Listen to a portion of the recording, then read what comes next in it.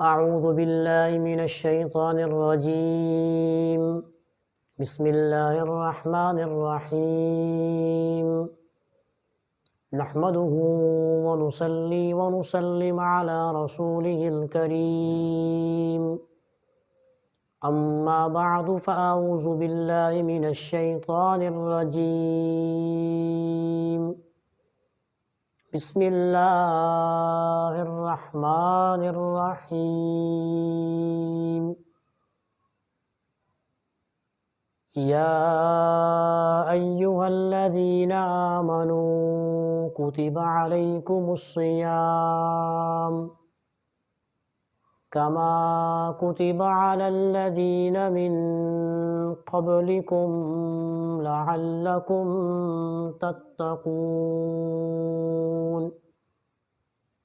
صدق اللہ مولانا العظیم. آج کی ویڈیو کے اندر ہم ماہ مقدس کے حوالے سے چند ایک گزارشات آپ کے سامنے رکھیں گے. جس طرح میں نے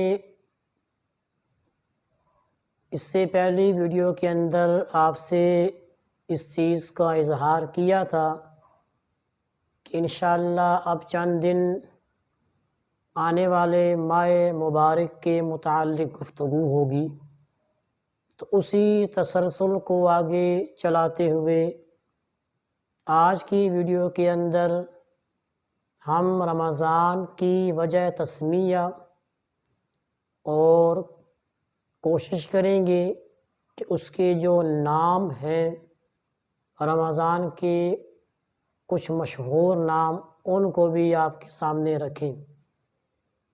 میں نے آپ کے سامنے قرآن مجید فرقان حمید کی ایک آیت تلاوت کی، جس کا مختصر ترجمہ آپ سن لیں.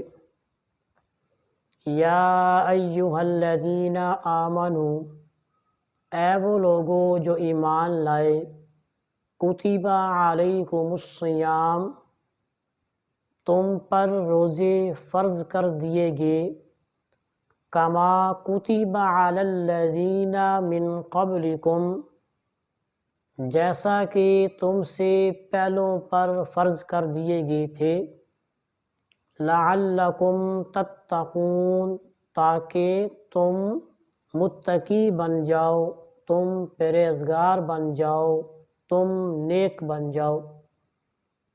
یہاں پر تین چیزیں ہمیں اس آیت سے سمجھ آ رہی ہیں. نمبر ایک کہ یہ روزے اللہ رب العالمین نے ہم پر فرض کیے، کسی اور نے فرض نہیں کیے، کہ یہ اللہ کا حکم ہے روزے رکھنا، لہٰذا یہ ہمیں ہر صورت میں اللہ کا حکم پورا کرنا ہوگا. نمبر دو، یہ روزے رکھنا، یہ اللہ کا حکم صرف ہم پر نہیں آیا، ہم سے پہلی گزری ہوئی امتوں پر بھی اللہ کا حکم آیا. کما کتب علی الذین من قبلکم، جو ہم سے پہلے لوگ چلے گئے، جو ہم سے پہلے قومیں آئیں اور اپنا وقت مقررہ پورا کر کے چلی گئی، ان پر بھی اللہ رب العالمین نے روزے فرض کیے تھے. دو باتیں ہوگی. نمبر تین، اس کا اصل مقصد کیا ہے؟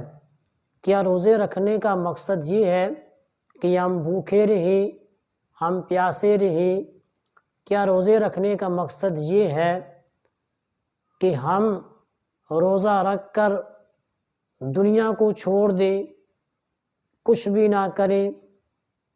یا اور اگر آپ کے ذہن میں کوئی ایسا خیال آ رہا ہے، کیا روزے رکھنے کا مقصد یہ ہے کہ ہم 100/100 دین کی طرف آ جائیں؟ تو بہرحال قرآن مقدس کے اندر رمضان المبارک کے روزوں کا جو مقصد ہے وہ قرآن نے بیان کیا، لعلکم تتقون، کہ روزہ رکھنے کا مقصد نہ تو تمہیں پیاسا رکھنا ہے، روزہ رکھنے کا مقصد نہ تمہیں بھوکا رکھنا ہے، روزہ رکھنے کا مقصد نہ تمہیں دنیا سے کاٹ کر الگ کر دینا ہے، بلکہ تمہارا روزہ رکھنے کا جو سب سے بڑا مقصد ہے وہ ہے اللہ کا ڈر پیدا ہو جانا، اللہ کے نیک بندوں میں اپنا نام شامل کروا دینا، متقی لوگوں کی فہرست میں اپنے آپ کو ڈلوا دینا۔ یہ سب سے پہلا اور سب سے آخری مقصد ہے روزوں کا۔ اب اگر ہمارے روزے ایسے نہیں ہیں، ہمارے روزوں میں اگر یہ چیز پیدا نہیں ہو رہی، تو پھر ہمیں فکر کرنی ہوگی کہ روزوں کا اصل مقصد تو لعلکم تتقون تھا۔ تو اگر میرے اندر تقوی پیدا نہیں ہوا، اللہ کا ڈر پیدا نہیں ہوا، میں اللہ کی قریب نہیں ہوا، تو پھر میرے روزے وہ روزے نہیں ہیں جن روزوں کا اللہ تبارک و تعالی نے ارشاد فرمایا ہے۔ تو رمضان کی وجہ تسمیہ کے بارے میں ایک حدیث آپ کے سامنے رکھیں گے۔ حضرت انس رضی اللہ تعالی عنہ سے روایت ہے، وہ فرماتے ہیں کہ جناب محمد الرسول اللہ صلی اللہ تبارک و تعالی علیہ وسلم نے فرمایا کہ رمضان کا نام رمضان اس لیے رکھا گیا ہے کہ اس میں گناہ جل جاتے ہیں۔ اس حدیث پاک میں جو گناہ جلنے کا ذکر ہوا ہے کہ گناہ جل جاتے ہیں، اس سے مراد گناہوں کا معاف ہونا ہے۔ لہٰذا جو شخص رمضان المبارک میں خلوص دل سے روزے رکھتا ہے تو اللہ تبارک و تعالی اس کے گناہ معاف فرما دیتے ہیں، کیونکہ گناہوں کے معافی کے بارے میں رسول اللہ صلی اللہ تعالی علیہ وسلم نے فرمایا کہ جس نے رمضان کے روزے رکھے اور ایمان کے ساتھ نماز پڑھی تو اس کے گزشتہ گناہ معاف کر دیے جائیں گے۔ یہ جو آخر میں نے اللہ کے نبی کی حدیث پڑھی کہ جس نے رمضان کے روزے رکھے اور ایمان کے ساتھ نماز پڑھی، انشاءاللہ اس کا ذکر آنے والی ویڈیو کے اندر میں کوشش کروں گا آپ کے سامنے رکھوں کہ عربی کے اندر کون سی الفاظ ہیں کہ اللہ رب العالمین نے کہ اللہ کے پیارے محبوب نے ان الفاظ کو ذکر کر کے ہمارے ایمان کو بڑھایا ہے۔ اب اس کے بعد ایک چھوٹا سا واقعہ، ایک چھوٹی سی کاوش پیران پیر شیخ عبد القادر جیلانی رحمۃ اللہ علیہ تعالی کے بارے میں ہے۔ ان کا فرمانا ہے کہ بعض اصحاب کا یہ کہنا ہے کہ اس ماہ میں گرمی کی وجہ سے پتھر تپنے لگتے تھے اس ماہ میں، اور رمضان گرم پتھر کو کہتے ہیں، اس لیے اس کا نام رمضان بن گیا۔ اور اسی طرح ایک اور بھی ہے کہ اس کا نام شدت گرمی کی وجہ سے رمضان پڑ گیا۔ بہرحال ایک حدیث میں تو یہ بات سمجھ آ گئی کہ رمضان یہ رامضہ سے نکلا ہوا ہے، اور رامضہ کا مطلب ہے جل جانا۔ تو مطلب یہ ہے کہ روزوں کی وجہ سے، اس رمضان المبارک کی وجہ سے آدمی کے گناہ معاف ہو جاتے ہیں۔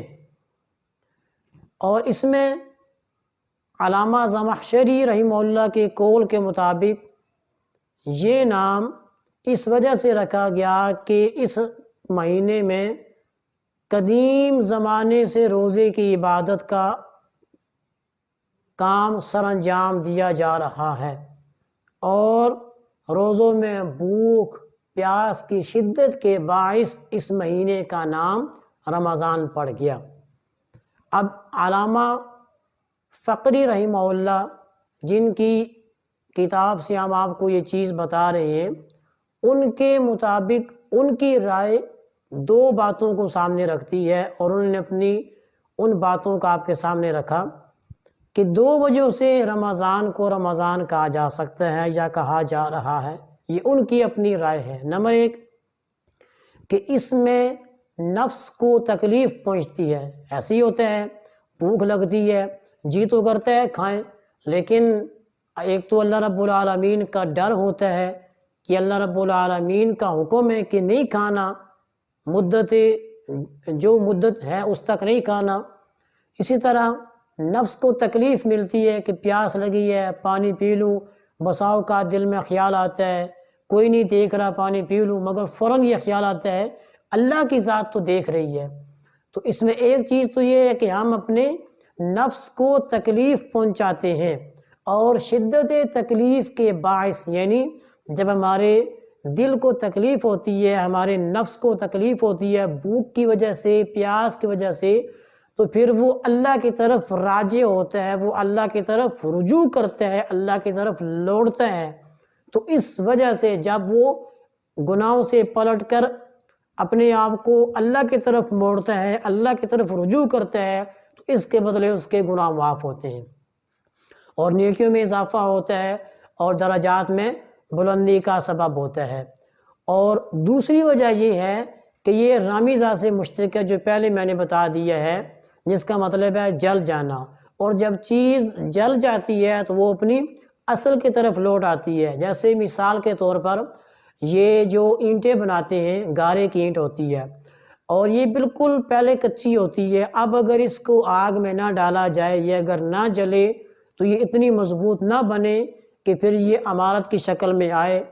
تو اسی طرح جب ہم روزہ رکھتے ہیں تو حقیقی معنوں میں ہم جل جاتے ہیں، اور جتنے ہمارے گناہ ہوتے ہیں، غیبت، چغلی، بہتان، ہر قسم کی برائی ہماری جل جاتی ہے۔ اس کے بعد ہم اصل مقصد کی طرف، اور ہماری اصل چیز سامنے آتی ہے، جو انسان کا مقصد تھا وہ یہ تھا کہ اللہ کی عبادت اس انداز سے کرنا گویا کہ وہ اللہ رب العالمین کو دیکھ رہا ہے، یہ اللہ رب العالمین اس کو دیکھ رہے ہیں، یہ کیفیت اس کے دل میں پیدا ہو جانا۔ تو ان 2 وجہ سے رمضان کو رمضان کہا جاتا ہے، یہ علامہ صاحب کی اپنی رائے ہے۔ اچھا، اس میں نے پہلے بھی ایک چیز ذکر کی ہے، ان کی مزید ایک اپنی رائے ذکر کر دیتا ہوں۔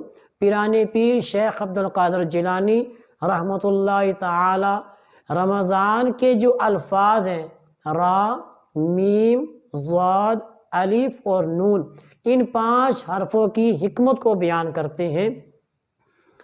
وہ فرماتے ہیں کہ رمضان کے 5 حروف ہیں۔ نمبر 1 را، تو را سے مراد وہ فرماتے ہیں رضوان اللہ، یعنی رمضان کی را سے مراد یہ ہے کہ اللہ کی رضا، اس مہینے کو پا کر ہم اللہ کی رضا کو پا سکتے ہیں۔ نمبر 2 میم، میم کا مطلب پیران پیر رحم اللہ نے بتایا محابت اللہ، اللہ کی محبت، اس مہینے کو پا کر ہم اللہ کی محبت پا سکتے ہیں۔ میم کے بعد ضاد، ضاد کا مطلب ہے ضمان اللہ، اللہ کی ضمانت، اللہ کی ذمہ داری، اس مہینے کو پا کر ہم اللہ کی ذمہ داری میں آ سکتے ہیں کہ جس طرح اللہ کے نبی نے فرمایا کہ جس نے ثواب کی نیت سے روزے رکھے اور تراویح پڑھی تو اللہ تعالیٰ اس کے گناہ معاف کر دیتے ہیں اور بدلے میں اس کو جنت عطا کرتے ہیں۔ اسی طرح چوتھا حرف الف، الف سے مراد الفت، محبت، پیار، اللہ کی طرف سے اس کو ملتا ہے۔ نمبر 5 نون، نون سے مراد نور اللہ، اللہ کی روشنی۔ تو مطلب یہ ہے کہ جو شخص رمضان کے روزے رکھتا ہے اسے یہ 5 چیزیں ملتی ہیں بطور انعام۔ تو اللہ تبارک و تعالیٰ سے دعا ہے کہ اللہ تعالیٰ ہمیں رمضان کو سمجھ کر، اس کی اہمیت کو دل میں بٹھا کر اور ان اقوال کو ذہن میں رکھ کر ان فوائد کو اور ان میں ملنے والے انعامات کو اپنے دل دماغ میں محفوظ کر کے رمضان کی مبارک گھڑیوں کو گزارنے کی توفیق عطا فرمائے۔ وآخر دعوانا ان الحمد للہ رب العالمین۔